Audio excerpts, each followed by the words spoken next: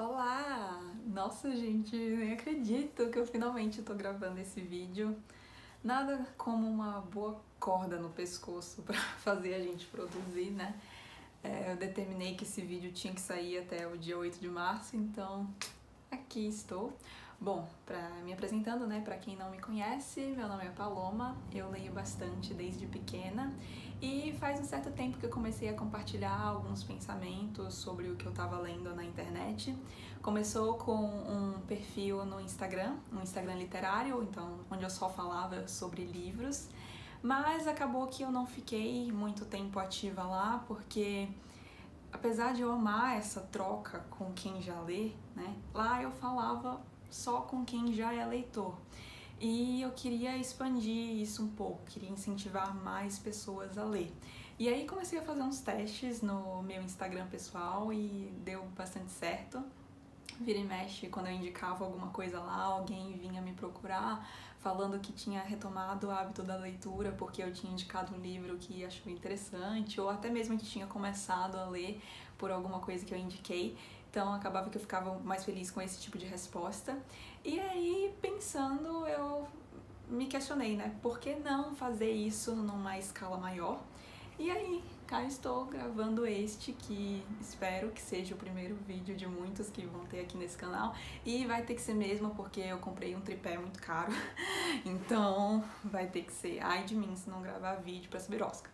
Enfim, e pra infelicidade de uma amiga minha, Renata, o primeiro livro que eu escolhi pra falar por aqui é uma das melhores leituras que eu fiz esse ano, A Amiga Genial, da Helena Ferrante.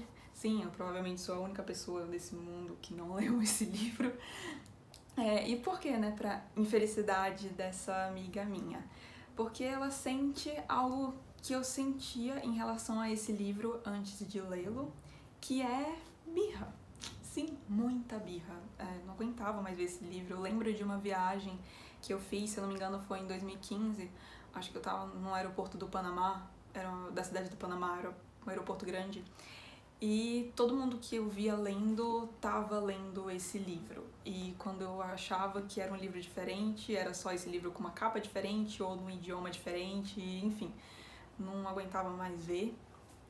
E aí, por sorte minha, uma amiga minha do trabalho me indicou esse livro, falou que eu tinha que ler.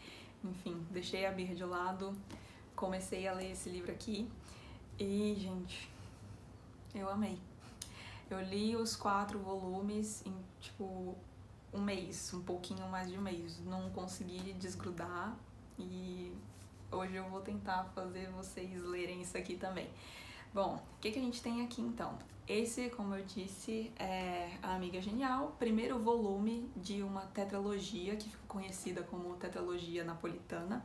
É um conjunto de 4 livros e esses livros foram os responsáveis, né, por deixar a Helena Ferrante bem conhecida ao redor do mundo. E assim, conhecida entre aspas, né, porque a gente não conhece a verdadeira identidade dela. Helena Ferrante, na verdade, é um pseudônimo, a gente não sabe quem ela é. Eu sei que teve um jornalista que fez uma matéria, né, investigando e aparentemente descobriu quem que ela é, mas enfim, não vou falar muito sobre isso porque eu achei meio desrespeitoso. Mas enfim, nessa série a gente vai acompanhar 2 amigas, a Helena Greco, que é mais conhecida como Lenu, e é também a narradora desse livro, e a Rafaela Cerulo, ou Lila, que nós vamos acompanhar desde a infância até a velhice. Então, no prólogo que tem aqui nesse livro, que já é escrito quando elas estão mais velhas e ali por volta dos 60, 70 anos e já não se falam há um certo tempo, a gente fica sabendo que a Lila desapareceu sem deixar nenhum vestígio. E a gente também fica sabendo ainda nesse prólogo que tinha ali pelo menos uns 30 anos que ela já falava com a Lenu sobre isso, de querer, de certa forma, deletar a existência dela. E a partir desse desaparecimento, a Lenu vai escrever um livro sobre a história delas duas, né? No início, a gente acha que ela fez isso por uma espécie de vingança, porque ela tinha feito uma promessa para Lila que nunca ia escrever sobre ela, enfim. Mas conforme a história vai passando, a gente se dá conta que ela escreve essas memórias na tentativa de solucionar algo que é ainda mais enigmático que o próprio desaparecimento da Lila, que é entender o que foi aquilo que aconteceu entre elas, porque conforme a gente vai ver aqui, essas duas têm um relacionamento muito conflituoso. Esses livros aqui se passam num bairro da periferia de Nápoles, na Itália, e esse bairro é um ambiente bem hostil. A história toda começa ali na década de 50 e o que a gente tem aqui é um ambiente onde a violência é a regra dos relacionamentos, tanto dentro de casa quanto fora de casa. Tem uma cena aqui que me marcou muito, que é um pai discutindo com uma filha e ele tá com tanta raiva que em certo momento da discussão ele simplesmente arremessa a menina pela janela, literalmente. Então, assim, é um bairro muito violento, as pessoas gritam, batem umas nas outras. A gente tem também a questão da máfia italiana, a Camorra, muito presente nesse bairro. E essas duas meninas vão se conhecer em meio a esse contexto brutal, assim. E elas se identificam em meio a esse contexto porque elas sentem que elas não pertencem tanto a esse bairro. Então, assim, elas são o tempo inteiro confrontadas tanto pelo contexto social que elas vivem, tanto pelo fato de serem mulheres. Como eu disse, né, o livro se passa ali, começa na década de 50, então era uma época que a mulher ainda era muito submissa, né? Então, o que se esperava ali naquele contexto de uma mulher é que ela aprendesse ali, no máximo, a ler e escrever, abandonasse logo os estudos, para logo casar, ter filhos, no máximo trabalhar assim numa vendinha do bairro, enfim, não se esperava muito mais de uma mulher nesse cenário. Mas a Lila e a Lenú, elas gostam muito de ler, elas querem conhecer o mundo, enfim, querem sair daquele bairro, querem fazer coisas grandiosas, mas o contexto tá o tempo todo ali batendo nelas por conta disso. E elas meio que se unem assim com esse vínculo. E elas duas são muito inteligentes. A Lenú tem aquela inteligência mais assim esforçada, é uma menina muito estudiosa, enquanto a Lila tem aquela inteligência mais natural, digamos, mais talentosa. Sabe aquela amiguinha que nem estuda muito, mas tira 10 na prova? Então, Lila. E elas duas têm personalidades muito opostas. Então, enquanto a Lenú é uma personagem assim mais certinha, né, mais obediente, a Lila é completamente o oposto, rebelde, desgovernada, faz o que ela quer, e isso acaba fascinando muito a Lenú. Então, né, como elas são muito inteligentes, elas acabam se destacando na escola, chamando a atenção dos professores, e isso tem alguns impactos nas vidas delas. Só que, como elas têm personalidades bastante opostas, e também vêm ali de um contexto familiar um pouco diferente, o caminho delas vai se divergir bastante. Então, enquanto uma consegue continuar os estudos, a outra não consegue, uma vai casar cedo, a outra não. E é muito legal ver como a narrativa desse livro vai evoluir conforme o tempo passa. Então, assim, eu até entendo quem teve certa dificuldade com esse livro, porque nas primeiras páginas, diria nas primeiras 100 páginas, ele é um pouco arrastado mesmo. Nesse livro aqui a gente vai ter a infância e a adolescência dessas personagens. Então, no início é a infância, os diálogos são meio bobos, não acontece muita coisa. Mas conforme elas vão crescendo, chega ali o início da adolescência, nossa, a narrativa vai se acelerando e você não consegue mais desgrudar disso aqui. Aliás, a narrativa, assim, é uma das coisas que eu mais amo nesses livros, assim. A Elena Ferrante tem uma escrita muito, muito bonita. Nunca vi nada igual, muito bonita mesmo. E, além disso, a Lenú, que é a narradora, ela tem uma narrativa muito sincera. Ela é muito sincera ao narrar esse livro.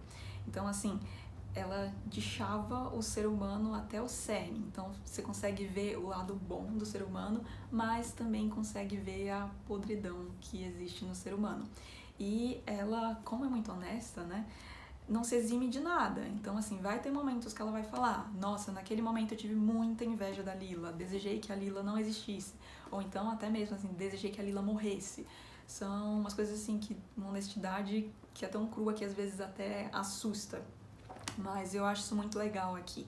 Outra coisa que eu gosto muito nesses livros é que a Helena Ferrante é uma autora que não subestima de modo algum a inteligência do seu leitor. Então, tem coisas como, por exemplo, o livro se passa, eu falei, né, que se passa ali, começa na década de 50, então tem um contexto forte aqui do pós-guerra rolando. E isso tem muito impacto no cenário apresentado aqui.